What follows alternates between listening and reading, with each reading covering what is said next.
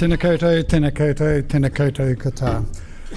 On behalf of the FSC board, welcome along today, our first big event of the year, and I guess the start of 2021. Although I think it has started, we've had a few challenges already, but also this is a year of a lot of opportunities and to make a difference in the financial services industry. So without any further ado, I'm not one of the superstars that Vania said was talking, so I just wanted to welcome you and thank you for coming, and I'll hand over to Richard to really start introducing the speakers in the day. So welcome and thank you.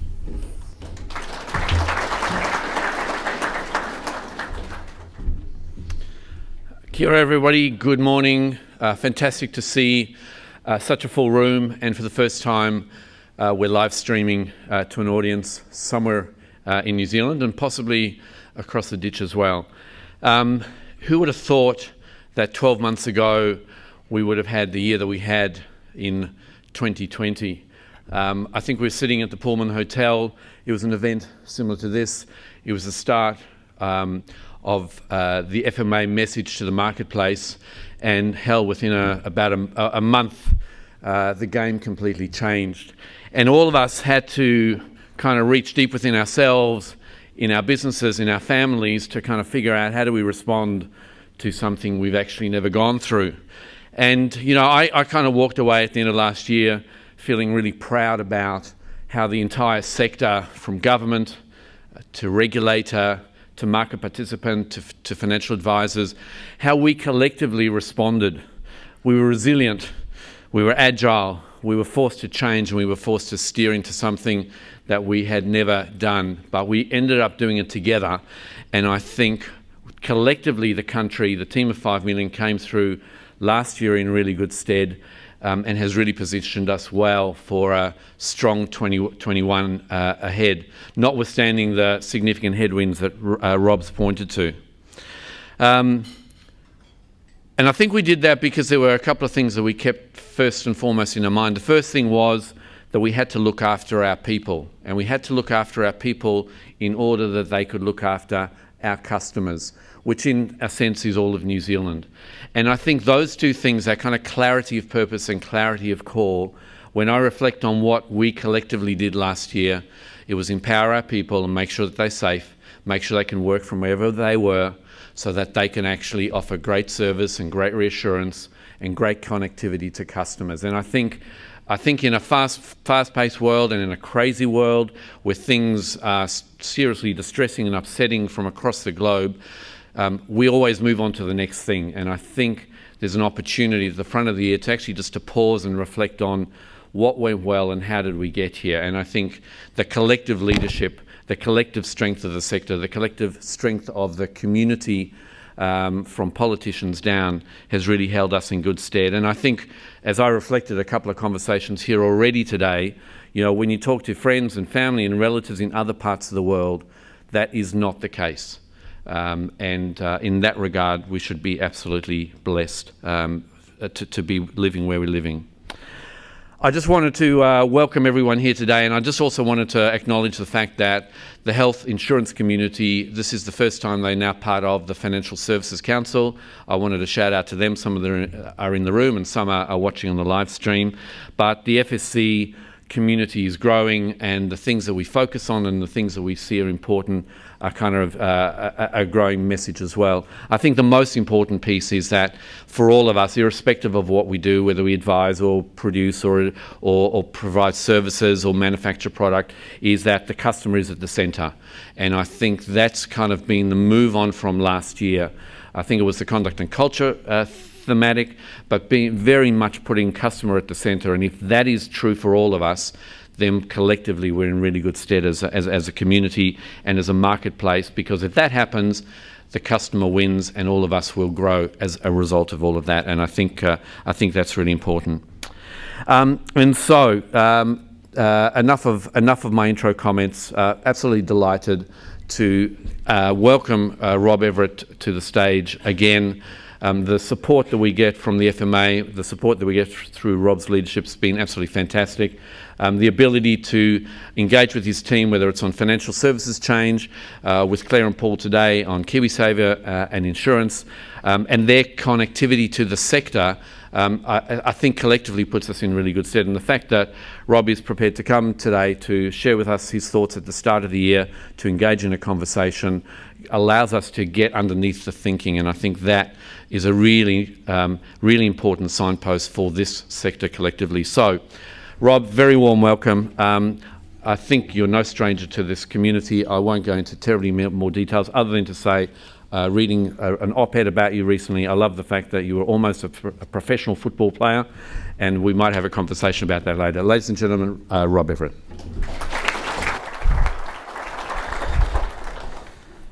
Thank you, Richard. Tēnā koutou katoa. Good morning, everybody. Thank you once again to Rob and to Richard and the FSC for organising this event. Very pleased to be able to be here in person rather than confined to Zoom. And that's not just because of the bacon rolls. As Vanya commented, stunning day in Auckland. It could almost be Wellington, said to a couple of people.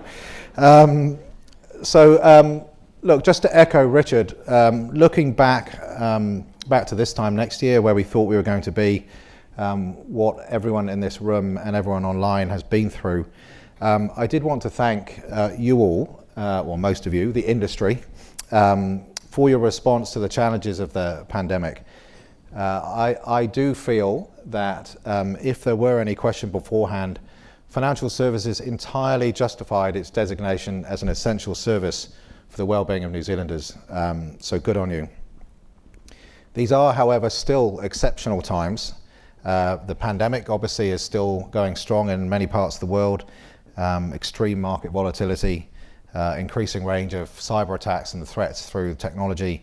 It's forcing all of us to rethink how we manage risks and how we remain resilient for our customers. Amid all of this, as you will have heard from Richard, one thing remains constant, both for the FMA and I hope for the industry, and that's the relentless focus on serving customers and investors. So a little bit of a look forward, given where we are 1 year on from pretty much 1 year on from the start of COVID. The economic fallout is still being felt. I suspect we're nowhere near the end of that particular impact. However, markets have been buoyant, underpinned by a massive growth in new retail investors, a rapid rise in passive investing in ETFs. So while all of us have been relieved, I think, that markets have bounced back the way they've bounced back, I think current levels are surely unsustainable. Negative or close to zero interest rates have become a feature of many economies, including New Zealand, and the current interest rate environment is expected to continue for some considerable time. So against that backdrop, we do remain concerned that more investors will be venturing into higher risk territory as they search for yield. I spent a chunk of my summer hooning around the financial media to see what was going on in other parts of the world, how regulators were dealing with that, and which of those features might be coming New Zealand's way if they weren't here already. And actually the themes I took from doing that do align very closely with what I'm going to talk about. So I'll just enumerate a few of them, and they'll all be very familiar. So first of all, the growth of ESG and sustainable and responsible investing. The focus through COVID on vulnerable customers. Think also of the buy now, pay later discussions that are happening with regulators in a bunch of jurisdictions. Thirdly, what we at the FMA call the regulatory perimeter. Think about the UK mini bond saga in the UK and the issue of how to protect investors even if they're investing in unregulated offers. Fourth, retail trading. I imagine everyone here has been reading the commentary on the events around GameStop in the US, and I'll talk a little bit about that later. And then lastly, of the main themes I picked up, cyber resilience. And again, I'll talk a little bit about that. Some of those developments are, of course, uncomfortably close to home. You'll have seen the coverage of the FMA's review of NZX's technology arrangements, including the setup around cyber attacks. And you'll have seen the issues experienced by the Reserve Bank, by ASIC, and indeed the US Pentagon, so nobody is safe. Extreme though some of the events that I've just pointed to are, all of them are either present here or are coming here. So first of all, volatile markets.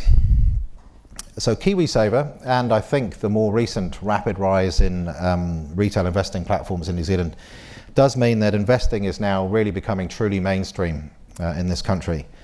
And many of those investors have enjoyed excellent returns, particularly in recent times.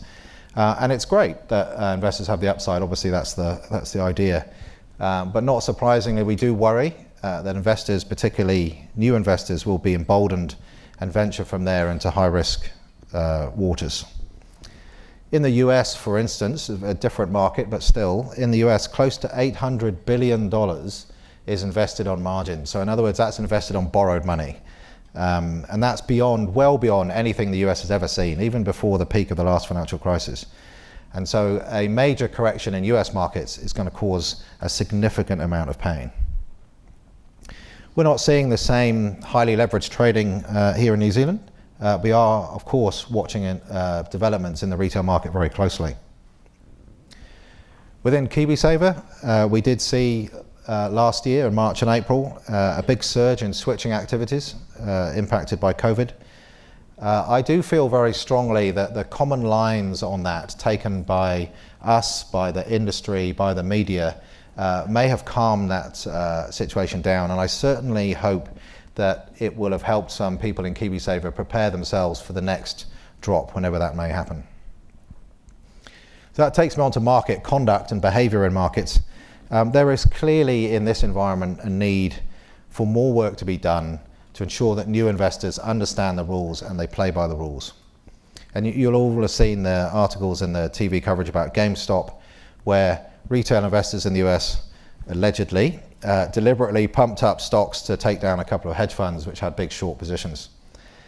This weaponized use of options by retail investors is going to fundamentally change US markets, if it hasn't already. So the power of the crowd evident in that situation will be making hedge fund managers and regulators deeply uncomfortable. So we've recently issued guidance here on that area, and we've encouraged the online platforms to remind their customers of their obligations.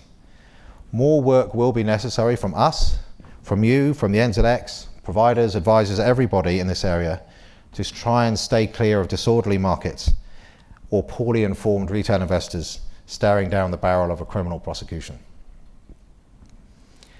I mentioned in the list of things I'd seen around the world the regulatory perimeter. So a couple of comments on that, because some of this came to the fore at the end of last year. One of our focus areas this year will be unregulated offers. For instance, those offered to wholesale investors who sign away some of the rights that a retail investor would have. Not surprisingly, our concern is that inexperienced investors will be attracted by the impressive returns that are promised, especially in the property space, and especially given the low interest rate and low return environment in many other assets. It's crucial that investors are fully informed of the risks associated with those investments in line with the fair dealing rules. We've also consulted on guidance around investment advertisements. And I do want to make the comment, which ought to be obvious, but we have had to make it to a couple of providers, that advertising offers in the newspapers or online in a way that does not align with the official OCU document, the PDS if there is one, is another area that we will be taking a close look at. And I mentioned the UK mini bond saga earlier. So as we've seen in the UK with the collapse of London Capital and Finance, the UK regulator there has moved to intervene and restrict access to certain speculative or high-risk products where they feel the risks are not going to be properly understood by investors, wholesale or not. There is, of course, a crucial difference between high investment risk and poor investment decisions and disclosures, although those two do often seem to come together. Regulators are not here to prevent the offer of investments that carry risk, or maybe, with hindsight at least, just bad investments. We are here to make sure that the risks and returns are properly represented, and to caution investors to carefully consider the risks they're taking. Investors signing away some of their rights by getting themselves categorized as wholesale investors need to think hard about the risks that they are taking. So banking and insurance. The uncertain economic climate that we're all experiencing means that a lot of customers are, or are about to be, in a vulnerable position, including many customers who haven't been in a vulnerable position before. And we've issued some guidance encouraging firms to consider the needs of those customers and how to identify customers who are becoming vulnerable. And this will remain a focus for us. I have saluted, and I continue to salute, the banking, insurance and the advice communities for upping their game during COVID in this respect. It is, however, critical that the lessons learned over the last 11 months are applied in reframing how to understand the evolving needs of customers and how to meet those needs. Behavioural science should be applied for the benefit of customers and investors, not just to sell more product. Every time I let myself down by grabbing a chocolate bar at the supermarket checkout, I think of this. I accept that the supermarket is not fully to blame for my poor decision, but they know my weakness and they prey on it. And I do not want to see financial services spoken of in those terms.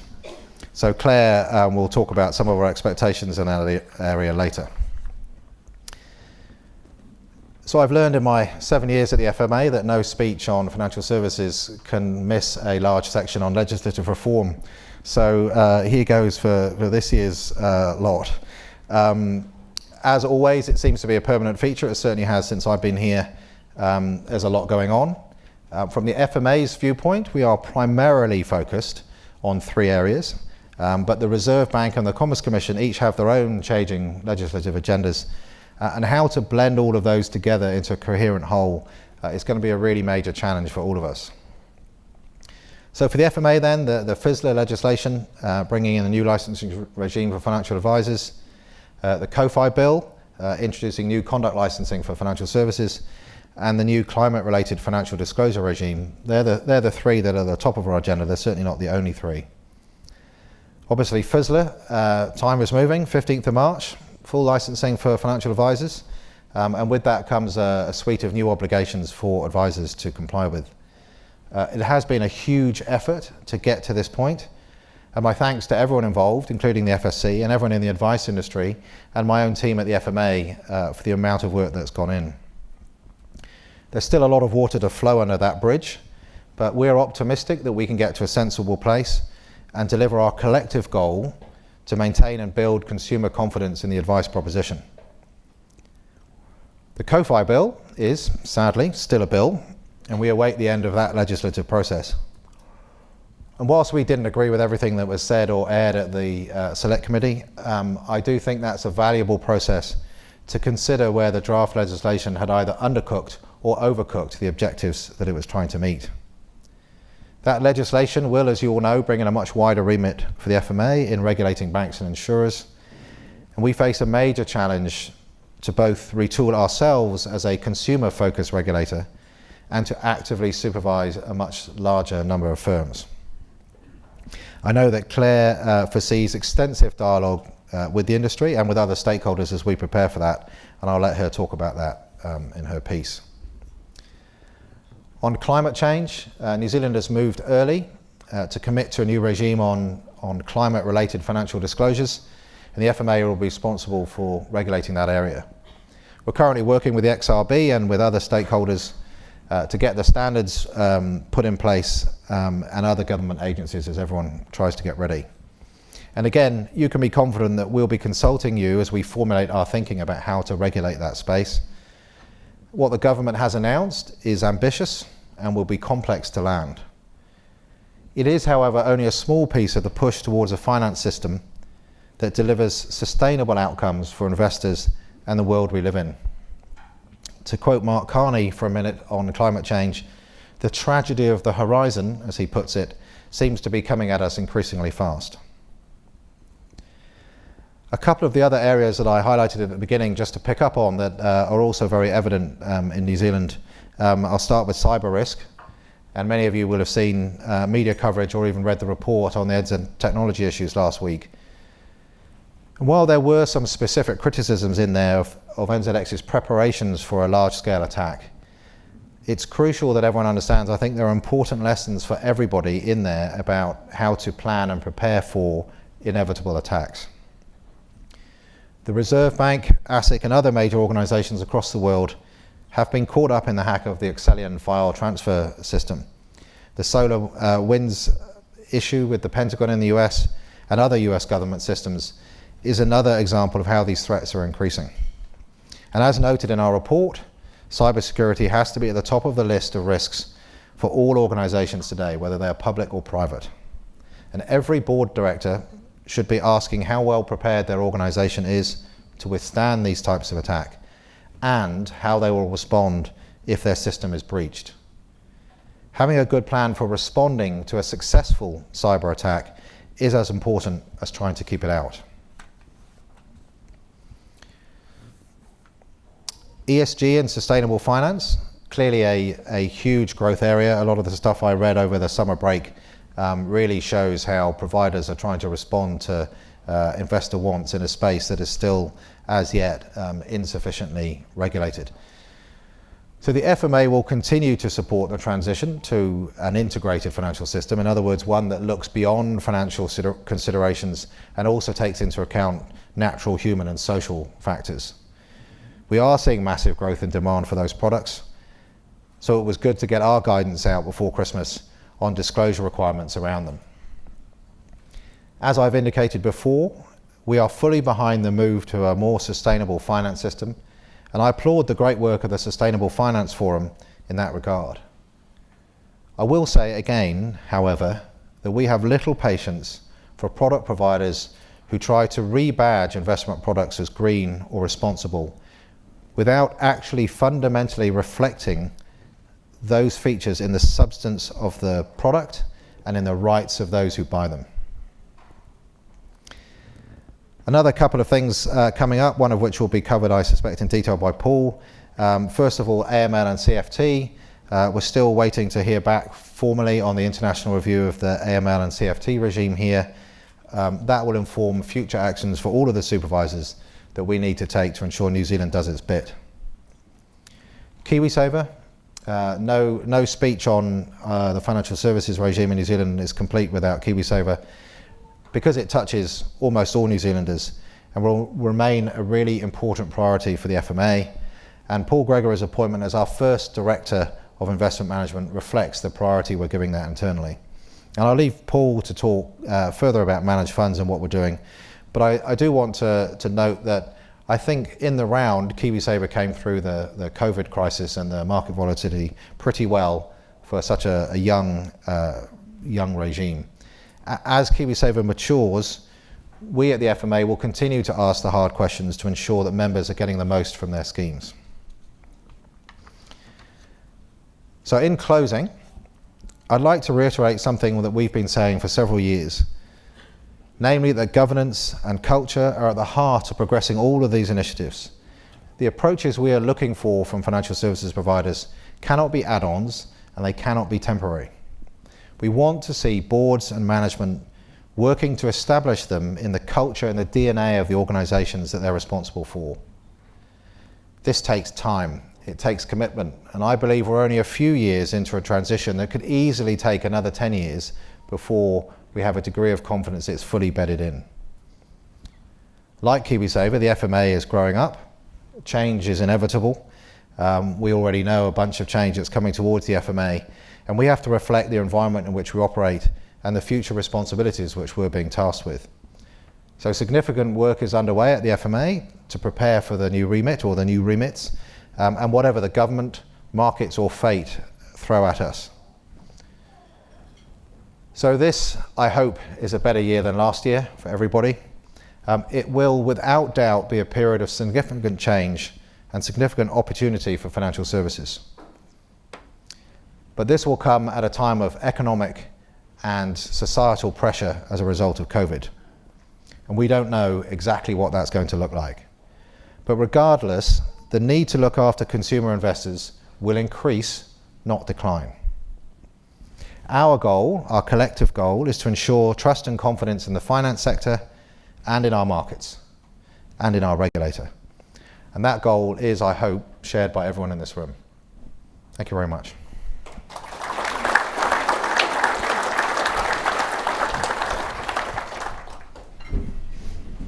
Thanks, Rob. We're just going to have a little fireside chat opportunity for questions. There are a couple of mics roving around. So if you do have a question, just let us know that you have a question. And when you ask your question, if you could introduce yourself, that'd be fantastic. But Rob, I'll come and sit with you. But first question is, the rise of the retail investor that you've signalled, do you think that's kind of manifestly here forever? The platforms, the kiwisaver confluence, the rising markets. What's your thoughts on that? Yeah, I do think it's here forever. I think we hit a tipping point in the US, where, as I described it, the power of the crowd. I think it's the first time that retail investors have realised that they can actually do significant things as long as they band together. Now, clearly, as a regulator, words like collusion and manipulation give me a chill up my spine. But what you've seen is retail investors deciding they're not going to be constrained by the markets as they have previously operated at the behest of institutions. So yeah, I think it's a permanent change. I think it's a bit scary. It's a bit entertaining, actually, if you read some of the stuff that happened over Christmas. But I think a lot of regulators will be extremely anxious about how the existing rules around market manipulation fit a scenario where people are trading not specifically for investment purposes, but trading for impact, and yeah, I think that's going to be interesting. So it was interesting. My 19-year-old fully briefed me and said, Reddit, there's a whole community, and they're against these people, and this is what they're going to do, and this is what they did. And then it kind of played out live. So the Reddit community was well and truly kind of well prepped and well briefed. How does a regulator think about regulating that kind of landscape? Yeah, well, I mean, if I was in the US, I'd be in a sweat as a regulator. I honestly don't know, with a market as big and diverse and as powerful, and with as many sort of chat rooms and fora as that, how you go about asserting some control. New Zealand is somewhat simpler and easier, and in my comments earlier I made the point, I think it's about working really hard to make sure investors know where the guardrails are, and if investors do want to go on, have a bit of fun, cause a bit of mischief, that they understand where are the boundaries, where if they go past those boundaries, they may get a call. I think the NZX got an important job to not only monitor trading for signs of manipulation, but actually start to look at the chat rooms to work out whether they can work out where the trading impacts are coming. And in such an illiquid market as the NZX, or a market with such a proportion of illiquid stocks, the risk of people up to no good, is quite significant, and it will require a lot of care. The other interesting thing that comes out of last year, and this topic, is kind of what turned up in terms of consumer resilience or investor resilience. Obviously, the FMA has done a lot of financial capability work. The FSC did a bunch of money and new work, and what kind of tended to turn up was, informed consumers or confident consumers, and it's where they get that information from. And obviously, with an unleashing of powerful tools like the new platforms, do you think that's helping to build financial capability and more resilience broadly in the system? Or is it a bit more akin to, I guess, gaming and the gamification of? Yeah, a bit of both. I mean, it's probably for New Zealand a bit too early to tell. Personally, I'm a huge fan of people getting involved in stock markets. There hasn't been enough of it in New Zealand compared to most of the other jurisdictions that I've worked in. There's been a real lack of attention paid to capital markets and what's happening. Everyone's too busy saving up, for their investment property. So I think having people come into the markets and be willing to have a go is really important, and I think some of those people will learn important lessons about investing as they play. And for those who are more serious about investing, there's a lot of material available, and we have to keep putting that material out there. But as in so many areas of our lives, the ability of someone to make investment decisions on their iPhone, on the bus, on the way to work, and I talked about the chocolates at the supermarket, but the online platforms do have to be very careful about unwittingly encouraging people into poorly informed activity by what they put on their websites and how they put it up. And so I think it's a balance for me. I love the fact that some of the power of investing has been taken out of the hands of the institutions. I think that's long overdue. But you do worry that at least some of the people that might be playing at this point are going to play to the point where it significantly harms them when the inevitable drop comes. So that resilience piece in KiwiSaver, we were able to say to people, this is a long-term product. You should be approaching it as a long-term product. So maybe don't look at your balance every day. Maybe don't react every time the market goes down. That's a bit harder when you're on a retail trading platform. That just segueing into that customer conversation, the resilience conversation, and we spoke last year about it, about the FMA's role as a trusted kind of independent organisation to help educate and inform New Zealand consumers across the board. Can you kind of paint the picture of what that looks like into 21? Yeah. Well, it's what's critical here is that there's a blend, and I mentioned earlier around KiwiSaver switching. If you have the media, the providers, and the regulators, and the other government agencies taking a common line and urging restraint and giving people some confidence in sticking to their guns from a KiwiSaver perspective, that makes a huge difference. So it is an important blend of providers' responsibility and advisors looking after and informing their clients, and the regulators working out where they, as the so-called objective player, can fill the gap. So I would urge the industry, if you're seeing areas where material from the FMA or the CFFC or the NZX would assist in getting the message across to investors because they may be skeptical of what you tell them, or you may feel that actually there's different messages being put forward by different parts of the industry, talk to us. A lot of people will not look at stuff that the FMA produces because they're not spending their lives on the FMA website, which I think is quite understandable. But if you as a provider want to be able to say, here's our materials, and by the way, here's a link to the FMA materials, and you can see that they're saying the same things we are.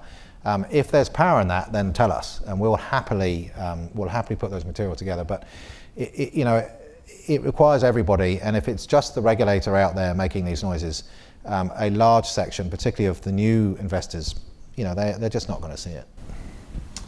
I might just go to the floor if there are any burning questions. I've got a few more up my sleeve. I might go back up my sleeve. We've got a question down the front.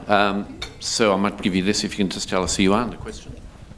My name's Mike Knowles with Poet Trust. Do you ever get concerned when the markets did tip over and you were telling people to be restrained that the markets just keep on going? Yeah. And then people were saying, well, actually, we listened to you, FMA, we were constrained, but now we're down 70%, because we're up now probably another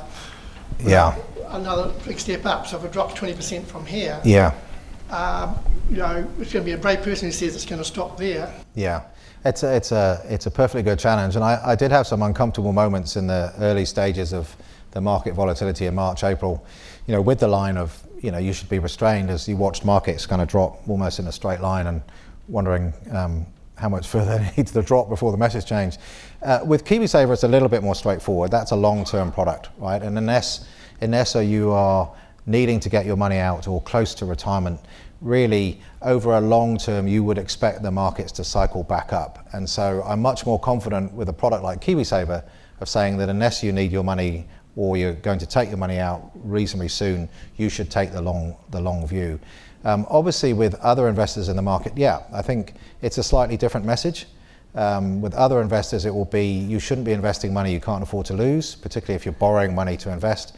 And so actually, before you take those risk positions, you need to think either how much risk am I prepared to take, or possibly at what point in a downward drop would I cut my losses and say, right, I'm out of here. And I think the investment gurus, of which I'm not one, will tell everyone you should always have that plan, right? If you talk to a trading desk, they'll always tell you at what point they're going to get out of a position, whether it's going up or whether it's going down.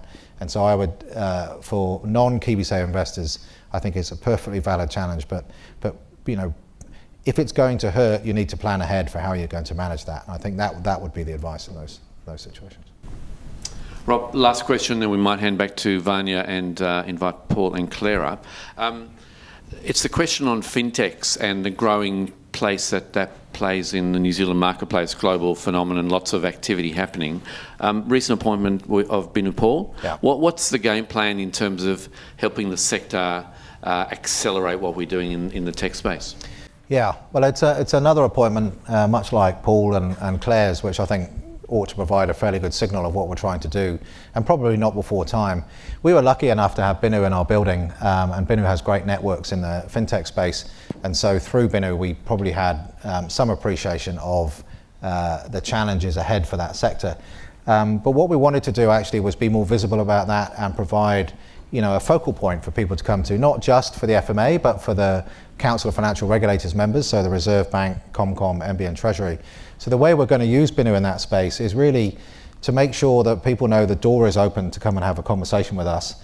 And if, as we've discovered over the previous years, most often the roadblock that either people see or quite often haven't seen isn't actually the FMA, rather than just turning them away and saying, well, that's not us, that's the IRD, or it's DIA, or it's the RB. Actually facilitate the conversation so that people are handed over to the right government agency, and usually there's more than one, and we make sure that conversation sticks. So it will probably take some time before we feel the effects of that, but it's really a signal that sort of on behalf of the regulatory agencies, the door is open, this stuff is complex. Usually there's a ton of things in the way of a fintech organisation getting themselves off the ground, and if we can help smooth the path and explain what needs to happen, and possibly consider changing the rules, or at least lobbying for a change in the rules if the roadblocks are too big, that's what Binu's going to be doing. So I'm thrilled with that appointment, and we'll see just the volume that comes in, and we may have to add more resource. It certainly feels from where we sit, there's the success of the platforms we spoke about.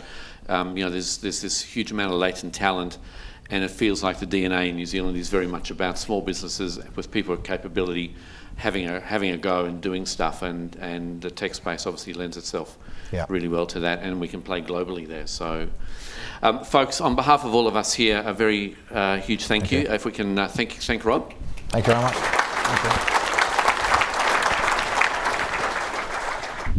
Thank you, Richard. And now it's my great pleasure to welcome to the stage Clare Bolingford, Director of Banking and Insurance, and Paul Gregory, Director of Investment Management. So Clare and Paul will give us a 5-minute introduction, telling us about their roles and themselves, followed by a bit of a fireside chat and then some audience Q&A. So welcome. Atamarie, tēnā koutou katoa. It's now 1 year from the start of the insurance and banking sector approach, and indeed, when I was last at this event, it was my day 2 at the FMA, so I'm delighted to be back here speaking to you today. We have now begun to build more capability in insurance and banking with a small dedicated unit that has experience working in banks and in insurers, and in regulation, both in policy and in supervision. I'm delighted to have one of my team here with me today. The FMA, as Rob alluded to, will continue to grow its expertise in these sectors and also other key capabilities, including the likes of fintech, where we've already had Binu join and will be supporting our sector engagement this year, but also consumer insights. And the focus of my team will be continuing to develop understanding of the sectors themselves, the conduct risks and harms that are apparent and may be coming in those sectors, and importantly, engaging more with the industry itself, in particular on the implementation of the new legislation. Our goal is confident consumers and building trust in the industry through better conduct. We believe our intent is aligned with the industry's best interest, and as Rob said, although the bill is still a bill and has to go through its second reading and third reading before being passed, we understand it will be during this year that will come to be. We'll continue working closely with MB through this process. As well as collaborating with MB, we do anticipate much more engagement with industry this year, and we have really appreciated the more regular interaction with you during 2020, especially at the start of the pandemic, where your market feedback on regulatory obligations and customer behaviour helped us to quickly understand what was happening on the ground. If you haven't seen it already, our COVID Insights report provides a good summary of the intelligence we gained through that process and has also enabled a better dialogue across government on our combined policy response. I would encourage you to engage with us further in the future as well as the other regulatory organisations so that we can make sure that we have this combined response to your feedback. I believe industry input and two-way communication is absolutely vital to the success of implementation, to find common ground, develop shared objectives and build mutual understanding. And what I'd really like to do this year is hear more from you about how we can best achieve this, including through the FSC forums. We'll also continue to monitor progress on culture and conduct, and we do want insurers to maintain the momentum established through the action plans you put in place over the last 18 months. As actions are closed off, we now want you to consider how you can embed good practices over the long term and how you know that good outcomes are being achieved. This will enable a smooth transition to the new regime that's coming into place. Systems coordination will also be important to minimise unnecessary costs. We've had conversations with you in the past year about this, and we've been engaging with other regulators to build relationships to provide a cohesive regulatory approach to the sector over time. This is a key focus for us. But I would ask you to please be patient, as it will take us some time to work this through. Also, I'd really appreciate feedback where you feel that we could do better over the next year or so. Reflecting on Rob's points, culture, conduct and the needs of consumers remain key priorities for us. And I'd just like to highlight a few specific areas that 2020 has brought to our attention in addition to those that Rob mentioned. Our treatment of vulnerable customers. So we have seen good examples of firms stepping up to support customers, particularly during the pandemic. But early feedback to us from various different stakeholders shows that there is a lot more that can be done to embed this support across insurers' activities rather than relying on one-off initiatives. Product and customer communications also need further simplification for all customers. We have too often seen complex products are not understood, and more needs to be done here so that people know what they're buying and know how the product will perform if they need to use it. We believe this is the responsibility of both the providers and the distributors, and communications need to be relevant and recurring over the time of the product.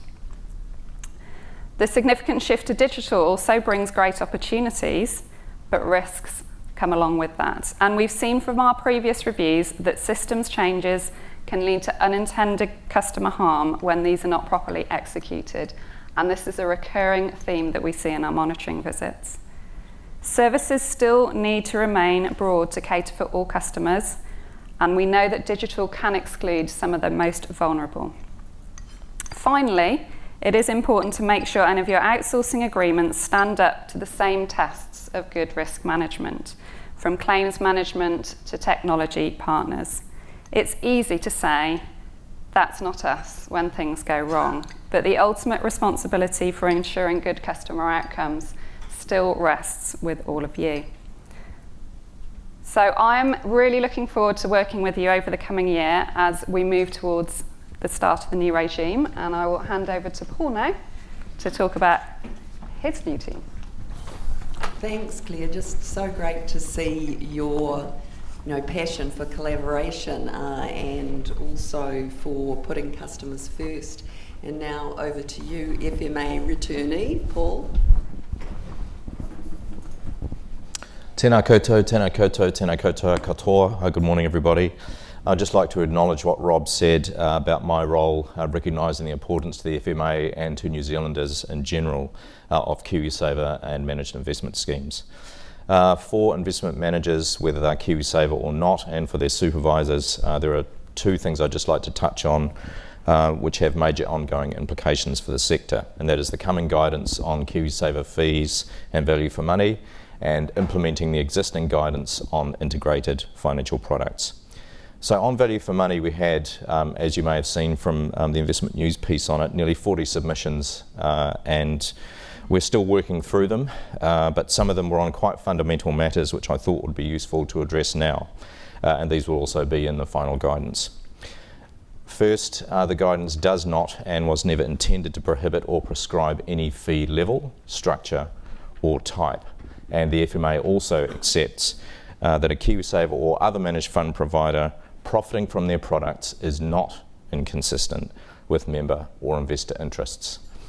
Instead, the guidance expects boards and management of kiwisaver and other managed investment schemes to regularly evaluate what they charge their members and investors and why, and the value that they receive in return.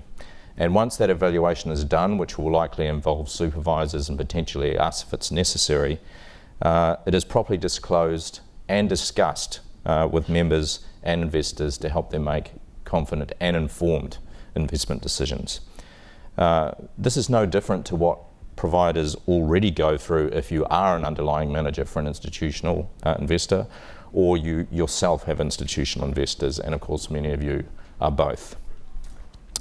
On a second point, and some submitters felt that there was no need for the guidance or intervention because the number of kiwisaver providers shows that the market is working just fine.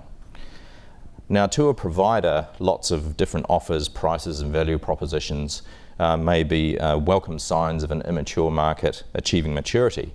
But from our perspective, a maturing but still inefficient market means a risk of harm to investors. Harm from paying too much for too long for too little, paying anything at all for something that they're not getting, and being in the wrong product. The market isn't working if investors can be set up to fail. Submitters also said there's no problem, it's easy to transfer from one provider to another, but kiwisaver members' responses to FMA, consumer and other surveys and through other channels show they are in a lot of cases unaware, unclear or mistaken about what they pay and what they get in return. We agree obviously that member mobility is a good protection against poor value if it's exercised soon enough, but members simply do not currently have enough clear information to help them decide if they need to leave a poor value provider, and if they do, where to go. Some submitters also argued against the need for guidance and said if there's a market failure, the market will punish it well before the FMA gets to it. But kiwisaver members can be punished perhaps irretrievably by poor value products for the entirety of whatever time it takes for the market to address the providers of those products. It's a little bit like saying that earthquakes are the best solution for poor building standards. And like submitters on this point, the FMA can be philosophical about rubble, but unlike those submitters, we can't be philosophical. It's not our job to be philosophical about who's caught up in it. So yes, it will be the market and not the FMA who eliminates unreasonable fees and poor value, but we should and we will help the market do it sooner. More transparency and other information for investors, our fellow frontline regulators, media and the public is how to do that. On integrated financial products, this guidance isn't only for kiwisaver and managed funds, but that's where it will count for most New Zealanders. As Rob said, and the guidance itself says, consumers are increasingly demanding financial products reflecting their values, including products with quantifiable, positive, social or environmental impact. New Zealanders may be prepared to pay more for such products and sacrifice financial return for a human or environmental benefit. So we have to make sure that any financial product or provider making claims to that effect can convincingly explain what they mean by terms such as responsible, ethical or impact or even ESG, substantiate those claims with evidence of how it is reflected in the investment process and the portfolio that results from it, and then give ongoing transparency to the investors and to us and to their supervisors about how their investors' capital continues to be aligned to the values that you as a provider claim to share with them. And On the point of claims, providers do need to check your rhetoric before your supervisor, or perhaps much more quickly, your investors with a Facebook or a Reddit account do it for you. For example, if you've labelled your fund responsible, what does that actually mean? Especially when other providers have also used that label and their portfolios, the end result of that responsibility is quite different. As another example, if you claim that alcohol exclusions are ethical, what are the actual ethics, the values and the principles that underpin that exclusion?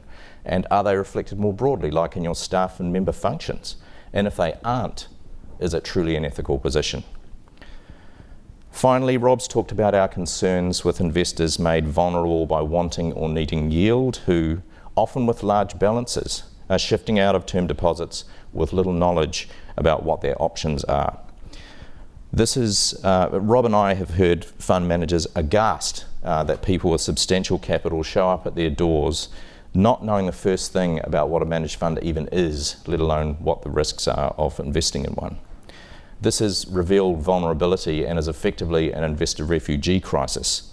Now, Rob spoke about our concerns about some of those people being drawn to prominently advertised offers where they are required or encouraged to sign over their retail status and protections. But when they come to managed investment schemes where, of course, those retail protections are maintained, including KiwiSaver, of course, now that over 65s can open accounts and have access when they need it, we'll also be looking hard at how they're treated and the products that they're allocated. Thanks very much.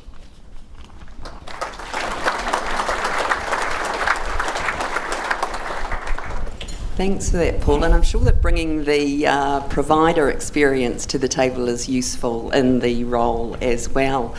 So to kick off, I'm going to ask a question about the definition of success in your respective roles. So we will ask you, Paul, in your newly minted role, but first, Claire, what do you see as success 2021 and beyond?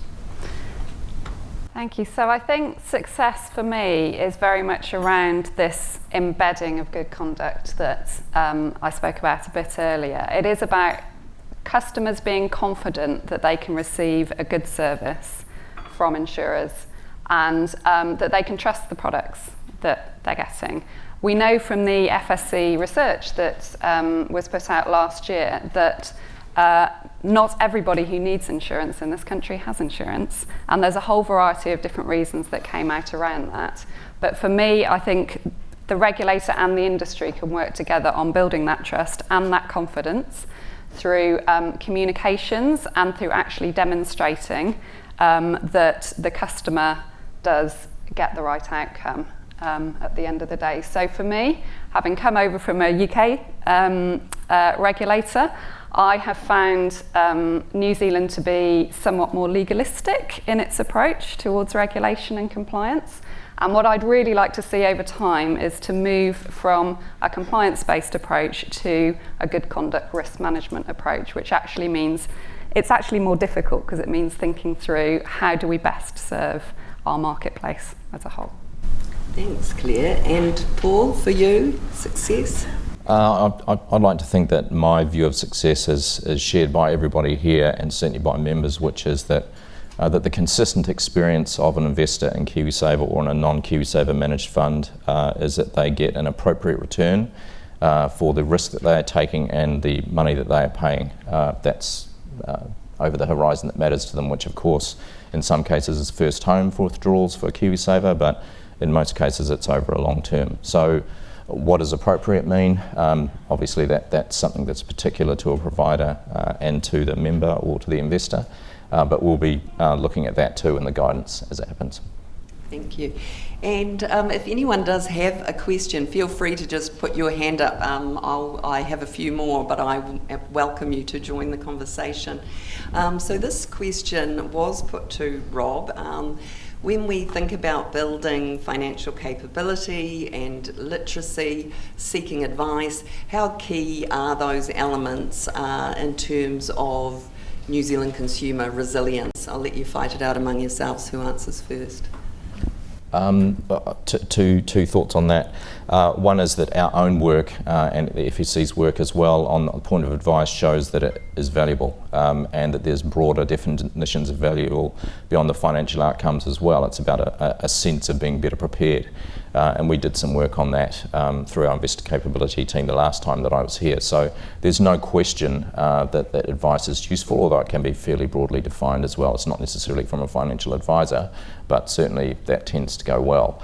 The other point of it, though, in terms of advice and help, is that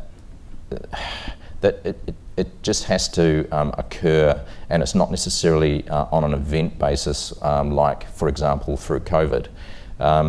It has to be a continuing experience, especially if you're going to charge for it. But it's just vital.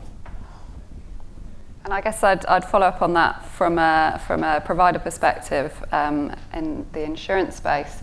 Don't underestimate how important communications can be, not just at the point of sale, but on that regular basis as well. And I think it's really crucial to try and break that down for customers, not just necessarily, as Paul said, when events happen, but so that they understand on an ongoing basis. It's really easy to forget with some of these long-term products, I think, for customers, what it is they have, and to understand how they might need to reevaluate and review those over time.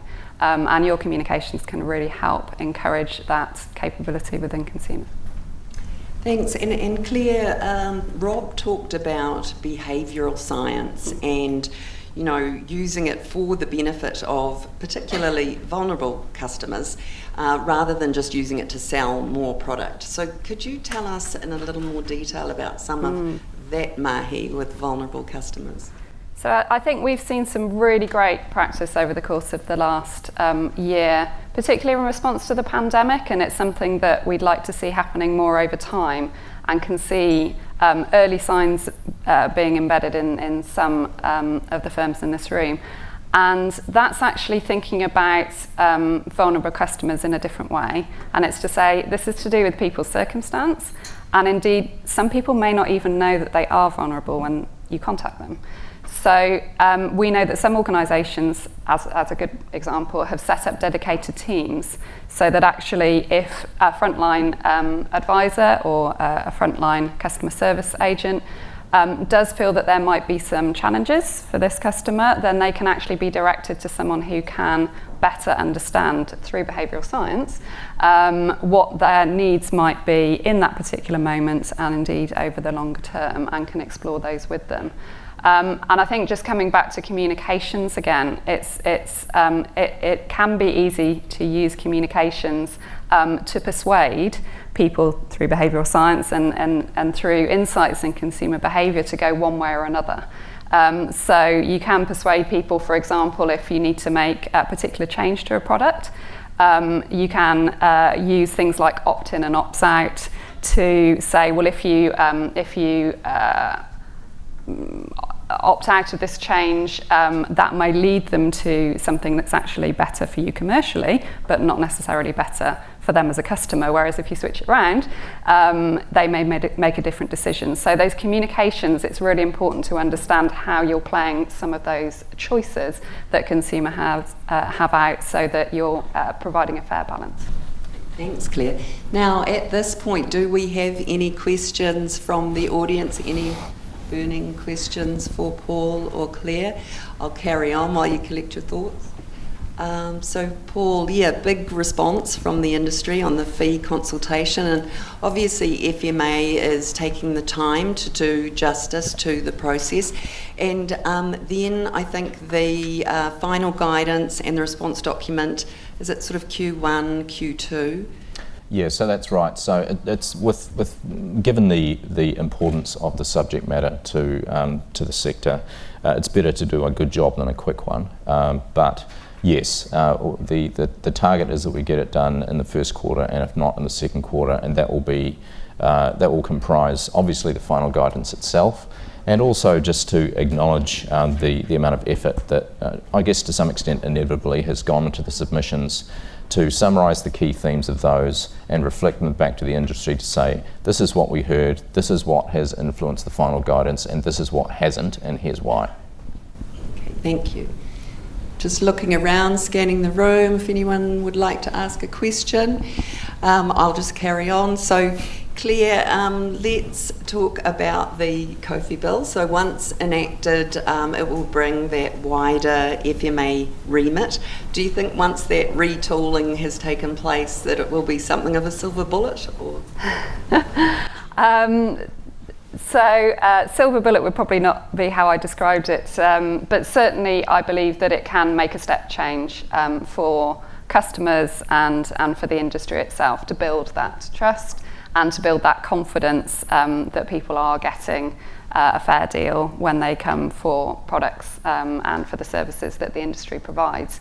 And it will be a way for the industry to really demonstrate that quite publicly, as well as we make those changes through the process. So we're very excited about learning more about the sectors that we're taking on, and we're going to put a lot of effort into making sure that we have a much better understanding than we have now of what some of the challenges are and what some of the co-design work that we could do together to improve good conduct risk management over time. Thank you. And a final question, in both of your areas, there's so much change going on, legislation, but also new entrants and M&A, demographics and more.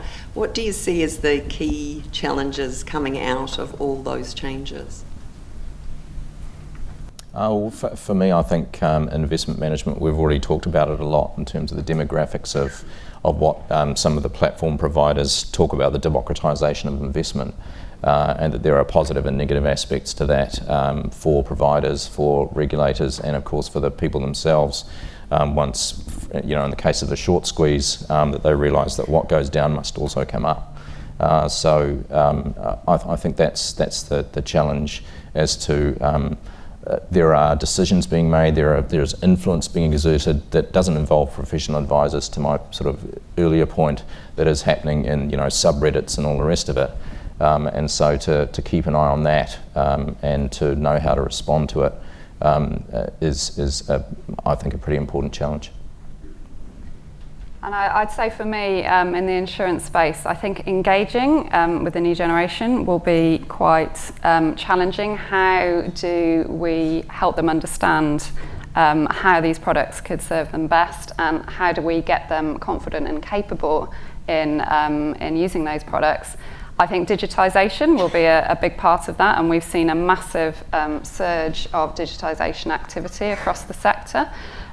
Which, as I said, comes with great opportunities to reach out to other segments of the market and service and communicate better with customers, but also comes with a number of risks as well that need to be well managed if we're going to build that trust in the product itself.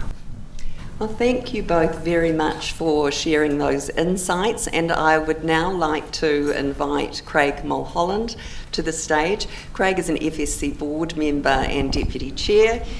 He's also managing director, Wealth and Private Bank, ANZ, and he will give a vote of thanks to our speakers. Welcome, Craig.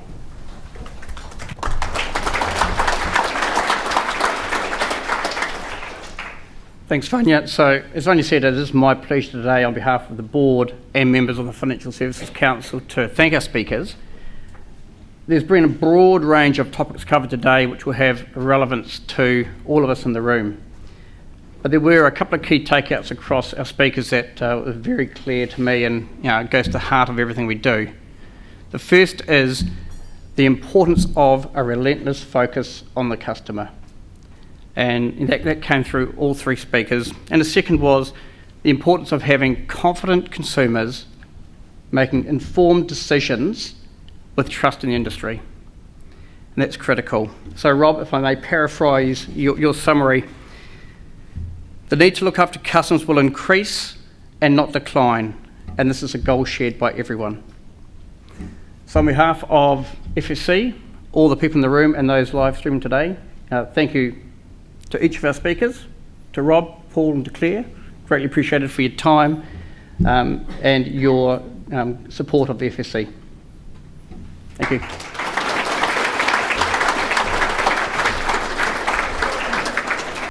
And so it just leaves me to say a huge thank you to everyone for coming out this morning. A huge thank you to everyone who's spoken.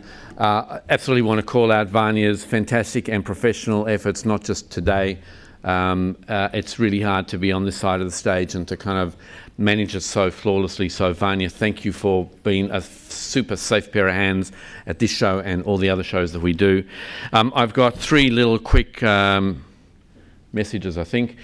Next week, we're off on tour.